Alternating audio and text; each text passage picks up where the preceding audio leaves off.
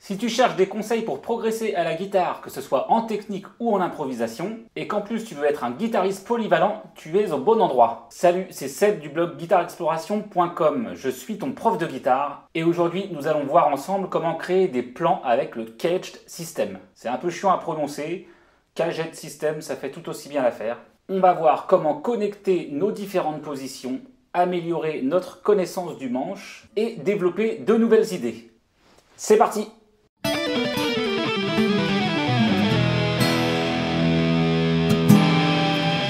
Donc avant de commencer, je t'invite à t'abonner et à activer la petite cloche pour être informé de la sortie des nouvelles vidéos. Je publie au moins une vidéo par semaine pour que tu puisses exploser ton jeu de guitare. Tu peux également aller télécharger la partition de ce cours sur le blog, le lien est dans la description. Alors si tu as des problèmes pour te repérer sur ton manche, que tu as du mal à transposer tes plans, si tu aimerais être plus créatif et avoir une vision globale du manche, le Caged System va t'ouvrir des portes. En effet, c'est un système qui est super simple à comprendre et qui est très efficace pour se repérer sur le manche et connecter les différentes positions entre elles.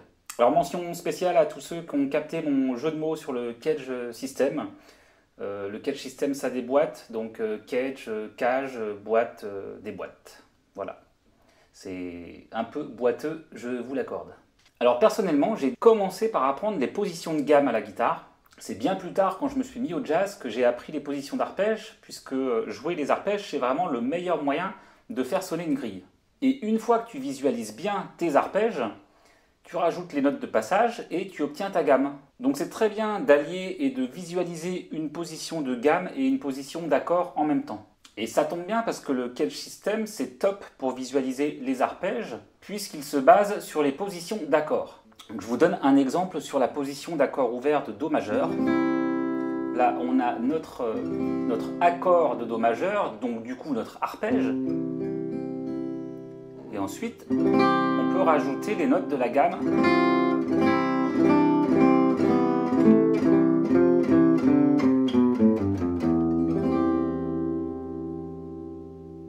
Donc j'hésite pas moi à descendre vraiment, à jouer les notes dans les basses, à visualiser ces notes-là, puisque c'est très utile par exemple quand on va accompagner des chanteurs en guitare-voix. Moi j'aime bien faire des petites lignes de basse. Si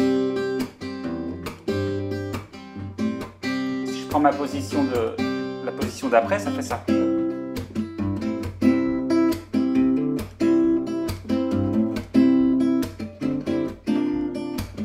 Changer d'accord.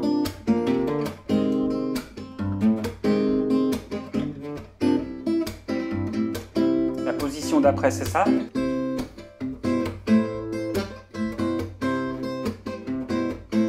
Alors moi j'aime bien jouer le La à vide plutôt que de descendre ça dans des plans un peu partout. La position d'après, c'est celle-ci.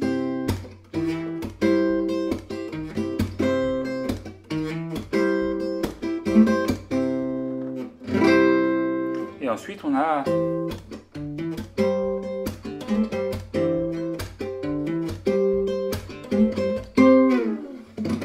donc voilà, c'était un petit exemple, on sort un petit peu du cadre jazz manouche là, mais c'était pour vous montrer l'importance de quand même connaître ces basses. Alors Caged System, ça veut dire quoi? En fait, c'est basé sur les accords ouverts. C'est un acronyme anglais qui veut dire Do, La, Sol, Mi, Ré en français, donc Caged en notation anglo-saxonne. Donc petit rappel, Do c'est C, c'est la note C, Ré c'est D, Mi c'est E, Fa c'est F, Sol c'est G, La c'est A et Si c'est B. Donc ça évidemment c'est à connaître par cœur. Vous retrouverez ce type de notation dans la plupart des partitions de jazz. Et même de tout. Donc on va se servir de tous les accords de base qui sont joués dans les 3 premières cases, dans lesquels on retrouve beaucoup de cordes à vide. Donc ce sont tous les accords qu'on apprend quand on est débutant et qu'on retrouve dans toutes les chansons populaires. Donc on en a 5. On a Do majeur, on a La majeur. Alors le La majeur, je vais vous parler un petit peu du doigté. La plupart du temps, quand on commence la guitare, on apprend avec ce doigté. Et personnellement, je déteste ce doigté.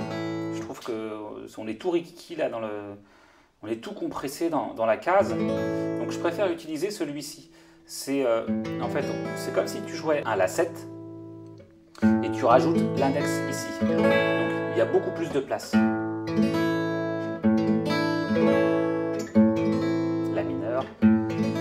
Et sinon, bah, je le joue juste avec le majeur et j'écrase la phalange.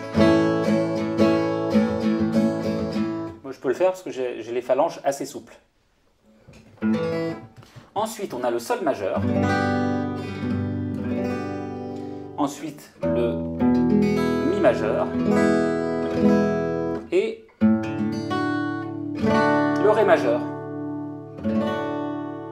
Donc ces accords ont des formes différentes et des noms différents, mais chacune des formes peut être utilisée sur tous les accords si tu les transposes. Imagine que ton index est un capodastre et là le rapport devient flagrant. Donc par exemple, on a Do majeur, ensuite le La qui est ici, si tu le décales, tu vas avoir un autre Do majeur, mais avec la position du La. Donc tu le joues comme tu veux. Ensuite, le Sol majeur, si tu le transposes, ici, tu décales, tu vas avoir ton Do majeur avec une forme de Sol majeur. Ensuite, le Mi majeur, c'est pareil, si tu le décales ici, tu vas avoir ton Do majeur avec la forme de Mi majeur. Et pour finir, le Ré majeur, si tu le décales ici, tu vas avoir ton Do majeur avec une forme de Ré majeur.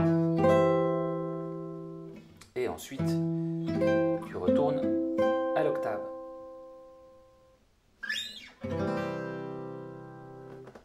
Et ensuite, sur chacune des formes, bah, tu retrouves tes gammes. Et ce qui va être intéressant, c'est vraiment de visualiser ta position d'accord et ta position de gamme. Donc sur Do, j'avais ça.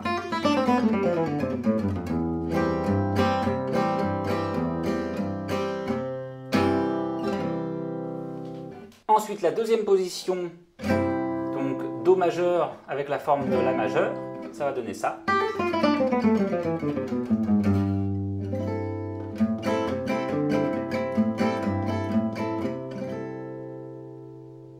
Donc tu remarqueras que j'ajoute des petits chromatismes, je t'expliquerai un petit peu plus loin dans la vidéo pourquoi. La troisième position, donc c'est Do majeur avec une position de Sol. Donc en version ascendante, par exemple, ça peut donner ça.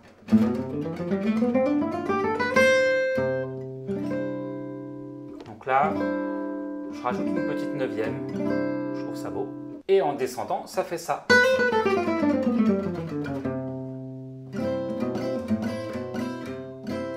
Ou alors, je joue mon La à vide ici. Donc ce ne sont que des exemples, hein. Vous pouvez faire ce que vous voulez de votre côté. Ensuite, sur le Do majeur, avec la position de Mi majeur, on pourrait jouer ça.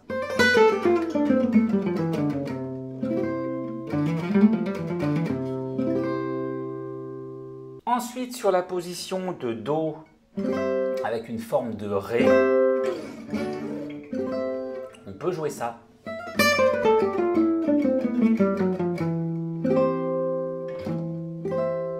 Donc là, j'utilise ce doigté, mais on pourrait aussi utiliser celui-ci. Donc au lieu de venir chercher les notes là, on fait.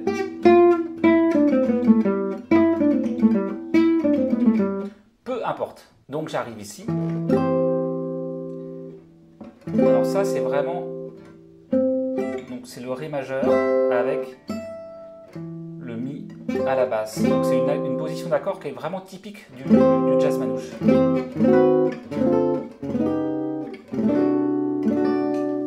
On pourrait jouer ça aussi.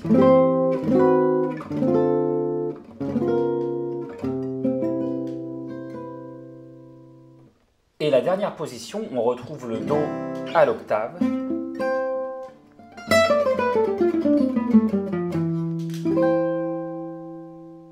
Et là, on a passé en revue les 5 positions. Donc moi, sur un accord de Do majeur, j'ai vraiment tout ça à ma disposition. Ce qui laisse pas mal de possibilités, puisqu'en fait, ça couvre tout le manche. Donc si je fais un récapitulatif de toutes mes positions, on a celle-ci. Donc Do majeur, avec une base de Sol ou une base de Mi, peu importe. Ensuite, on a cette position, Do majeur, avec une base de Sol, de La, peu importe, ou Do majeur 6, ça marche aussi. Ensuite, on a le Do ici, en position de Sol, ou bien comme ceci, avec une petite neuvième ici, c'est très joli. Ensuite, on a le Do majeur en forme de Mi majeur, comme ceci, ou comme cela. Et avec le petit doigt qui a un doigt libre, il ne faut pas hésiter à s'en servir pour faire des petites mélodies.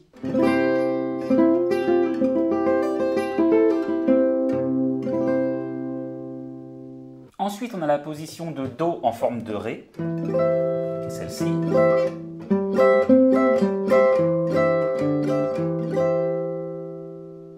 Pareil, tu choisis ta basse au besoin. On a également cette position d'accord ou celle-là. Tu peux même mettre une septième majeure, une sixte. Tout est possible. Et dernière position, donc c'est le Do à l'octave qu'on a ici, avec le Mi à la basse, avec le Sol, le Do, tout ça, tout ça. Alors personnellement, j'ai beaucoup enrichi mon jeu de guitare et ma compréhension du catch system en accompagnant les chanteurs justement. Et notamment en relevant des parties de piano que j'ai adaptées à la guitare. Je pense par exemple à Sorry Seems to Be d'Elton John, qui fait comme ça.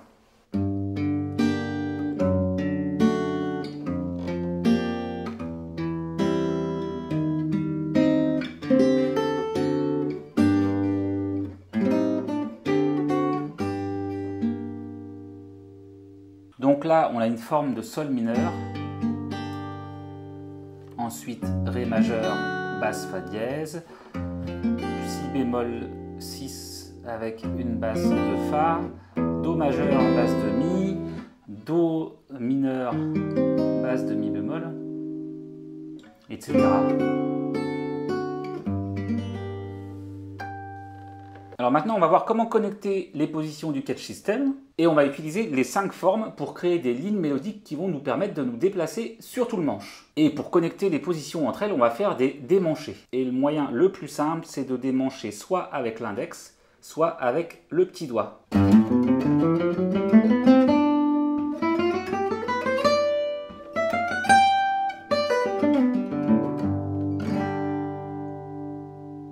Donc là, si vous avez bien vu, j'utilise des chromatismes, comme dans les autres plans tout à l'heure d'ailleurs. En fait, c'est ce qu'on appelle les gammes bebop. Enfin, c'est ce que des gens ont appelé les gammes bebop. Parce que c'est pas un concept révolutionnaire en soi, hein. C'est en fait l'art d'ajouter des chromatismes aux bons endroits pour que les notes des arpèges tombent sur les temps forts. Et ça fait clairement une grosse différence, d'autant qu'en plus d'arriver sur un temps fort, la note est mise en valeur par le susdit chromatisme qui agit comme une sensible et parfois même un degré 5 déguisé. Par exemple, si je prends Sol 7 et que je fais... Là, le chromatisme me permet d'arriver sur la 7e mineure sur le temps. Et donc là, on a octave, 7e, quinte, tierce. Donc toutes les notes de l'arpège sont sur les temps forts. Et là, si on regarde bien, le Fa dièse, en fait, pourrait suggérer un Ré 7. Donc, on pourrais jouer également le chromatisme à un autre endroit. Si j'étais sur Do majeur, je l'utilise ici. Mais ça marche aussi sur Sol. Donc on peut également le penser comme une simple appoggiature, ou bien juste ne rien penser, écouter et se dire et ouais, ça sonne. Ce qui est bien suffisant en soi. D'ailleurs, en musique, le seul réel indicateur auquel tu dois te fier, c'est ton oreille. Si ce que tu joues te plaît, c'est ta vérité, elle vient du cœur et c'est vraiment la meilleure des règles d'harmonie, même si ça sort des sentiers battus. Et d'ailleurs, c'est bien souvent comme ça qu'on fait évoluer les styles musicaux. Par exemple, des compositeurs comme Debussy se faisaient lyncher par ses profs parce que ce qu'il écrivait, ça rentrait pas dans les règles d'harmonie de l'époque. Et pourtant, j'imagine qu'il a laissé beaucoup plus de traces que les profs qui lui disaient ça. Après, moi, j'adore allier les deux, le ressenti et la compréhension intellectuelle. Comme ça, la boucle est bouclée. Donc, si je détaille mon plan en Sol cette fois. Tout à l'heure, j'étais en Do hein, sur les plans. Là, je suis en Sol. Donc, ça fait comme ça. Donc, je rajoute mon chromatisme ici pour tomber sur le temps. Ensuite... Donc là, je suis ici. Pour passer sur la position de Sol en forme de Ré majeur, je décale avec mon index. Là, j'y suis.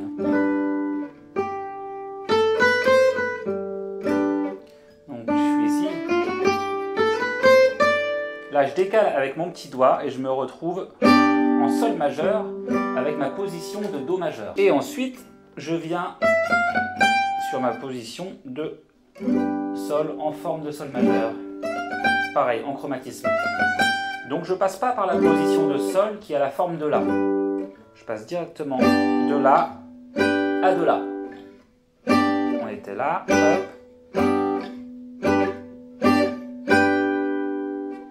Et ensuite, je redescends ici.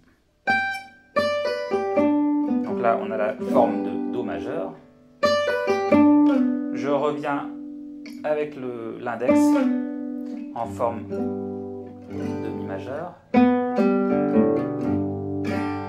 Et je termine en forme de Sol majeur. Donc je refais en entier.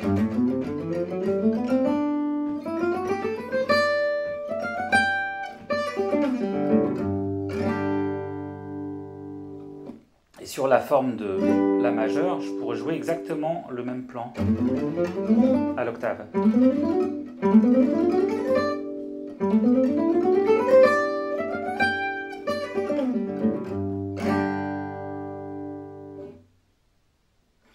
Voilà, c'est terminé pour ce cours. J'espère que le Kedge System t'aura aidé à entrevoir de nouvelles possibilités sur ta guitare. Pour moi, se repérer avec ce système, c'est clairement un atout de par la simplicité des positions d'accords à visualiser. Et c'est un super outil créatif, surtout si tu cherches tes propres liens avec tes propres démanchés. Donc si ce cours t'a aidé et qu'il t'a plu, n'hésite pas à me le dire en commentaire et à liker, ça me fera plaisir. Si tu as des questions, c'est dans les commentaires également. N'hésite pas à aller visiter le blog, à télécharger la partition sur le blog. Il y a d'autres articles également. Tu peux aller sur la page Facebook, sur la page Instagram si tu veux me contacter en privé. Et si comme moi tu penses que le monde pourra être sauvé si chaque guitariste améliore son jeu de guitare, alors partage cette vidéo sur tous les réseaux sociaux et parle-en tout autour de toi. Tu peux aussi organiser des manifestations ou des sittings devant l'Elysée ou bien juste abonne-toi pour être informé de la sortie des nouvelles vidéos pour exploser ton jeu de guitare. Sur ce, ciao!